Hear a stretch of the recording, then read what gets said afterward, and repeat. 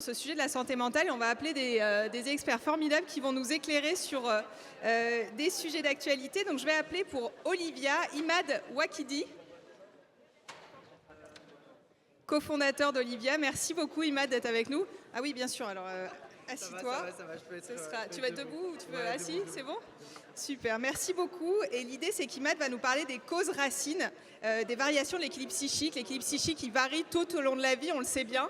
Et l'idée, c'est de pouvoir exposer sur un temps très court, synthétique. Merci beaucoup. Donc 5 minutes chacun, cet enjeu des causes racines. Donc merci beaucoup. Je vous invite du coup à vous asseoir. Bonjour à tous. Je ne sais pas pour vous, mais moi on me demande souvent, Imad, pourquoi est-ce qu'on parle beaucoup plus de santé mentale aujourd'hui qu'avant? Est-ce que on est plus fragile ou est-ce que le monde a changé? Donc ce que je vous propose en fait, c'est de regarder les grands facteurs de stress et de voir si sur les dernières décennies, en fait, leur intensité ou leur fréquence a plutôt augmenté ou diminué.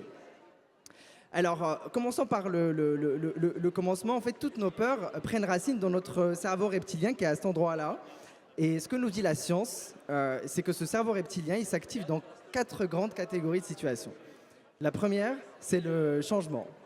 Et aujourd'hui, les collaborateurs n'ont jamais été confrontés autant au changement, que ce soit à l'échelle perso, à l'échelle pro, hein, au niveau personnel, des changements de partenaires plus fréquents, du zapping relationnel, des changements de comportements sociétaux, hein, des nouvelles façons de consommer, de manger, de bouger, d'agir, d'aimer aussi.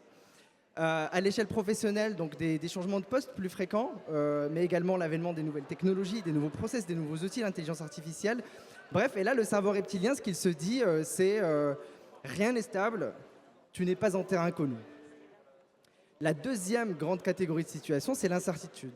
Et un collaborateur aujourd'hui n'a jamais pris autant de décisions dans une seule et même journée. Aujourd'hui, pour Racine, les organisations matricielles, la multiplication des niveaux hiérarchiques, les interdépendances entre les équipes, bref, tout ça fait que pour choisir entre A, B, C ou D, c'est pas toujours facile. Et ça, 10 ou 20 fois par jour.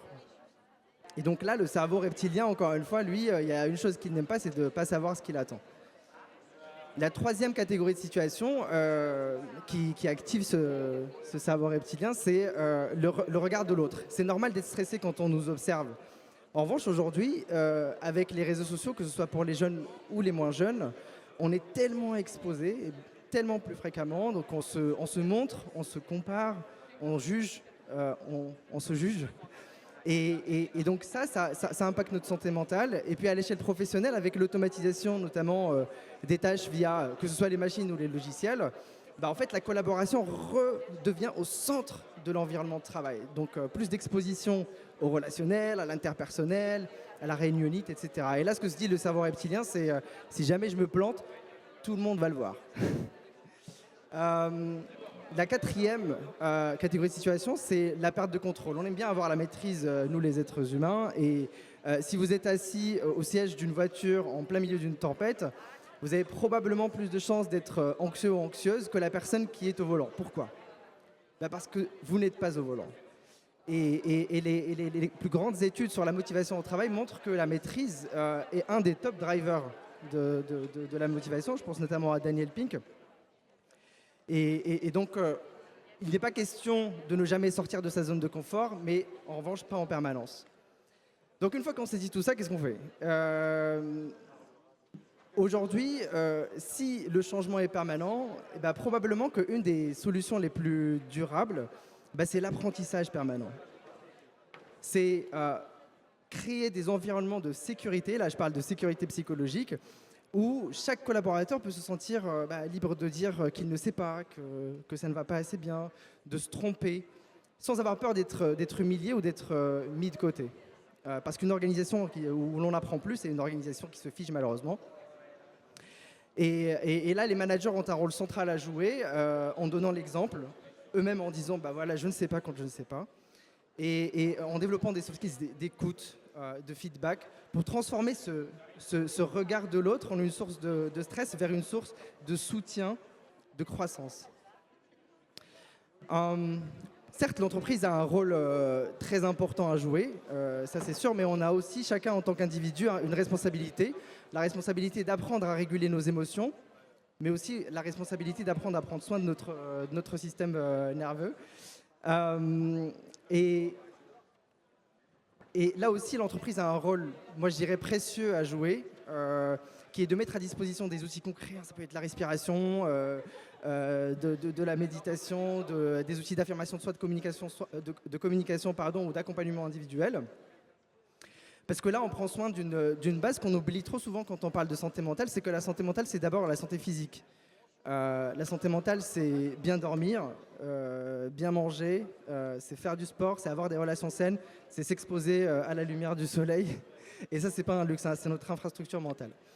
Donc, pour finir, je dirais que l'entreprise n'a pas le contrôle sur le niveau de changement de ce monde, elle n'a pas le contrôle sur le niveau d'incertitude, mais elle a le contrôle sur le niveau de sécurité, sur le niveau de soins qu'elle apporte à ses collaborateurs et qu'elle met à disposition de ses collaborateurs. Et je suis convaincu que si on en arrive là, parler de santé mentale ne sera plus un aveu de faiblesse, mais réellement un signe de maturité. Merci beaucoup.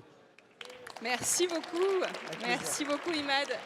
Hyper intéressant et merci d'avoir été très synthétique. Bravo.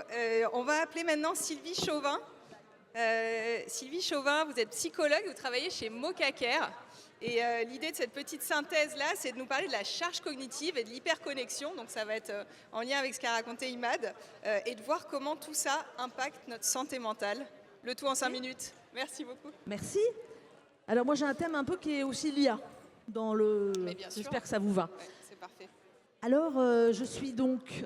Je lève la main parce que quand j'interviens chez Moca, donc moca.care, on intervient beaucoup dans des entreprises et en fait, on aime bien avoir une écoute. Et là, moi, j'ai pas trop d'écoute, donc je voudrais juste que si vous êtes avec moi, je vois un peu la salle, juste lever la main pour savoir à qui je parle. Ok. Je vois un peu derrière. Voilà. Si vous avez envie de lever la main un peu derrière, là, et de venir un peu par là, ça serait chouette. Voilà. Merci à vous. Merci. Voilà. Alors, je vais essayer de parler peut-être plus doucement pour capter votre attention. J'ai 60 ans, j'ai connu plein de changements, j'ai connu un monde sans téléphone portable, j'ai connu un monde sans Internet, j'ai connu un monde sans réseaux sociaux, et j'ai vu tous ces changements-là, et globalement, ça va. Mais là, depuis globalement 2 ans, il se passe un truc un peu de dingue, c'est l'intelligence artificielle. Alors, je suis psychologue. Je suis une ex-RH, donc psychologue chez Moca. Et l'intelligence artificielle, elle vient presque percuter, elle vient vraiment percuter notre quotidien de praticien. On a globalement 250, voire 300 praticiens. Et on voit que notre métier, le mien de psychologue, il change. Et le vôtre, si vous êtes DRH, pour venir signer la charte là, métier que j'ai exercé pendant 25 ans, il change aussi. C'est de ça dont j'ai envie de vous parler. Donc, il y a un peu un lien avec les écrans, mais c'est tellement fort. Et puis, il s'avère que ce matin, chez Moca, on avait un chercheur du CNRS assez brillant qui est venu pendant 4 heures nous parler de tous les impacts de l'IA sur la santé mentale. Alors, je vais vous parler du meilleur monde. C'est-à-dire que dans l'IA, il peut y avoir 2 choses. Il y a des choses qu'on voit, malheureusement. On a vu des cas d'un adolescent, notamment, qui s'est suicidé, avec une IA qui était l'IA qu'on utilise, hein, c'est-à-dire une IA qui était une IA générique, une IA sans contrôle, une IA qui n'est pas faite d'ailleurs par des spécialistes. Et parfois, c'est vrai que moi, ça me met un peu en colère de voir cette IA-là, et donc le degré d'empathie qu'on peut ressentir à travers ça, mais c'est super bien fait. Mais moi, je vais vous parler du meilleur monde, c'est-à-dire celui qu'on essaye de construire en toute humilité, où on a une IA qui va nous aider. D'abord, elle va nous aider à une chose. Pour ceux qui connaissent un peu le monde de la santé, on sait que les besoins, depuis le Covid, mais même un peu avant, ils explosent. Et en revanche, les gens qui y travaillent, les soignants, ils implosent. Ils implosent. On n'a jamais vu autant de burn-out chez les soignants, et pas que d'ailleurs chez les soignants, dans nos entreprises, dans les salariés, etc. Donc on a ce premier paradoxe. Le monde meilleur dans lequel j'ai envie qu'on aille, c'est celui sur lequel on est en train de travailler.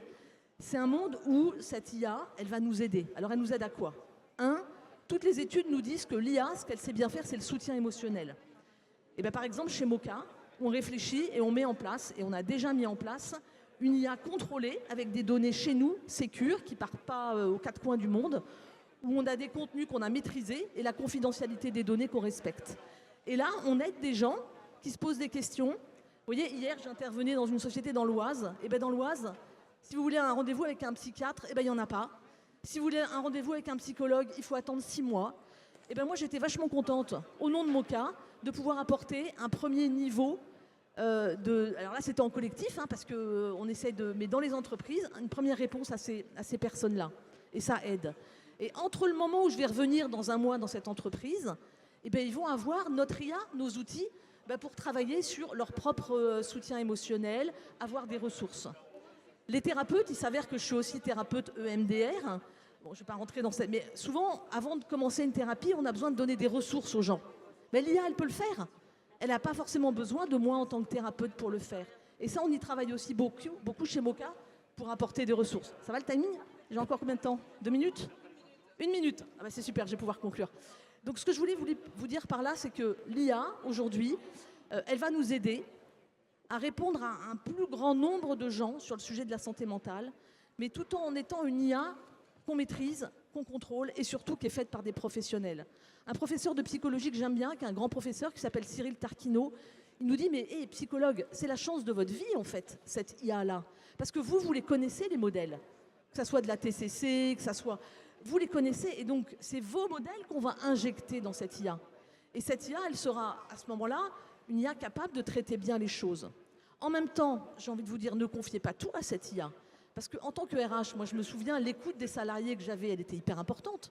La détection des signaux faibles dans vos entreprises pour savoir si ça va ou si ça ne va pas. Il ne faut pas tout confier à l'IA. Donc moi ce que j'aime bien, c'est imaginer un monde un peu mixte, où on a des solutions de partenaires de santé mentale qui vous aident à avoir cette écoute-là, à peut-être avoir de la data de vos propres entreprises sur ces sujets-là, et en même temps, entre les séances, entre les moments où il y a du temps, avoir ces ressources-là. Voilà, c'est ce qu'on essaye de faire. Je rappelle que vous, RH, moi, psychologue, je suis responsable de mes actes, et l'IA, elle ne l'est pas. OK ? Donc moi, je fais par exemple beaucoup de supervision avec des thérapeutes. Tous les thérapeutes chez Moka, ils sont supervisés. On fait de l'IA.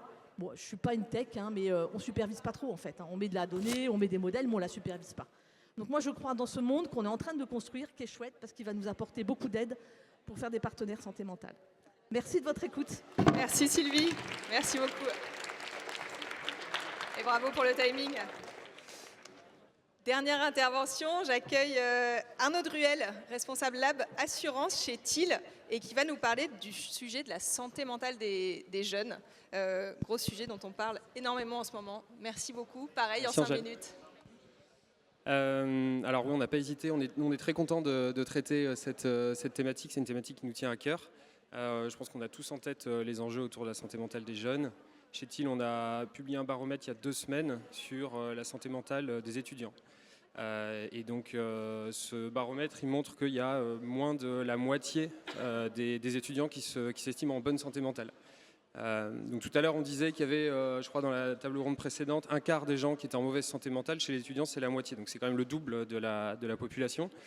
Et donc forcément, nos interlocuteurs, côté entreprise, côté mutuelle, vont avoir des questionnements. Côté entreprise, on va se dire mais déjà comment j'arrive à attirer ces gens-là, ensuite comment j'arrive à les retenir, et puis comment j'arrive accessoirement aussi à les faire travailler, parce qu'ils ont une vision de la culture d'entreprise, de l'alignement des valeurs, de l'équilibre vie pro-vie perso qui sont radicalement différentes de ce qu'on pouvait observer avant.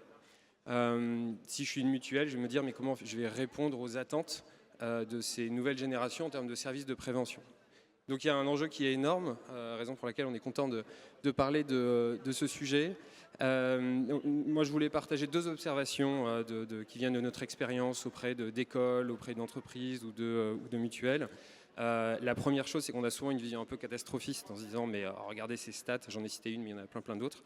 Il y a aussi une grosse opportunité dans la mesure où c'est une génération qui n'a pas peur en fait, de la santé mentale, qui sait la prendre à bras le corps. Là encore, les DRH qui étaient là tout à l'heure disaient dans les actions récurrentes, il y avait beaucoup la sensibilisation, le fait d'amener les gens à parler de la santé mentale, etc.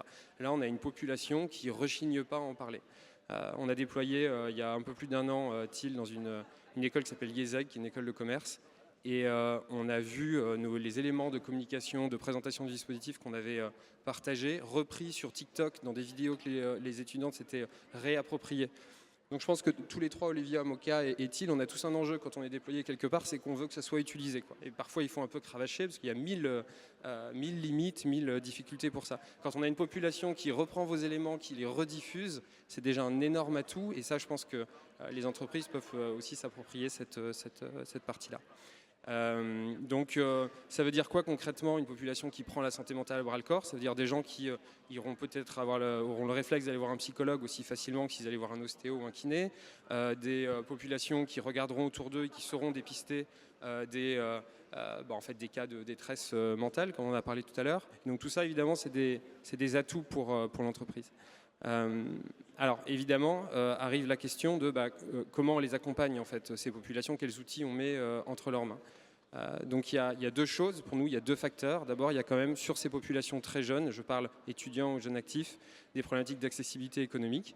Je reviens là-dessus, quand on a déployé à Liezeg, on a eu l'un des commentaires, je regardais tout à l'heure avant de venir ici, les commentaires qui étaient laissés sur Thiel. Il y en a un qui m'a marqué, c'était j'ai beaucoup de chance que mon école déploie ce type de dispositif parce qu'avant j'avais dû arrêter mes consultations avec un psychologue parce que 70 € la consultation, moi je ne peux pas, je suis étudiante. Donc je pense que dans la salle il y a toutes les bonnes personnes pour plancher sur les bons modèles. Moi je suis responsable de partenariat chez Thiel et il n'y a pas deux partenariats qui a le même modèle économique, qui va piocher dans les mêmes enveloppes, etc. Donc c'est à nous en fait d'être créatifs pour arriver à déployer ces dispositifs parce que les solutions, je pense qu'elles sont là, il y en a énormément.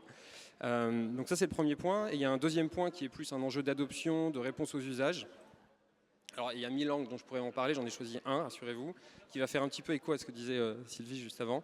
Ça va être comment on répond à cette demande d'hyper-personnalisation et d'hyper-réactivité. C'est-à-dire qu'on se trouve face à un public qui n'aime pas trop attendre, qui veut des réponses rapides et qui veut des choses personnalisées.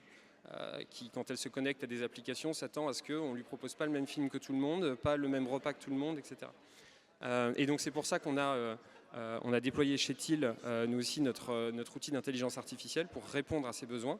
Les besoins, ils apparaissent clairement dans les stats. Hein. La dernière étude de la Harvard Business Review montre que le premier usage sur ChatGPT, c'est la santé mentale, avec plein d'atouts et plein de dérives aussi et d'exemples dramatiques. Donc en fait, on a cherché à vraiment capturer cet usage, mais de façon sécurisée, c'est-à-dire que les réponses piochent uniquement de nos données, il y a un respect RGPD, et quand l'IA sait que c'est plus son domaine, elle passe la balle. Donc voilà, ça c'est vraiment les deux éléments, sachant récupérer en fait cette opportunité d'une population, une génération qui est très alerte sur le sujet, et croisons-la avec les bonnes technologies, les bons modèles économiques. Et je finirai avec une citation de Riyad Sattouf, parce que je disais ça dans le train ce matin, la vie secrète des jeunes. Et donc Riyad Sattouf dit les jeunes, j'ai l'impression qu'ils ont toujours raison, même quand ils ont tort. Donc autrement dit, peut-être faisons-leur confiance sur la santé mentale aussi, et sachons les accompagner. Merci Arnaud. Un grand merci, c'était un exercice pas facile et bravo parce qu'en plus de ça il y a pas mal de bruit et vous avez réussi à vraiment passer des messages passionnants tous les trois, donc merci infiniment. Merci d'avoir été là pour cette journée passionnante qui prend fin. On a eu beaucoup de tables rondes, de débats, d'échanges croisés extrêmement intéressants et très riches. Demain, une troisième journée qui démarre à 10h, donc voilà, je vous invite à revenir encore demain et là on va enchaîner avec une cérémonie mais qui est sur un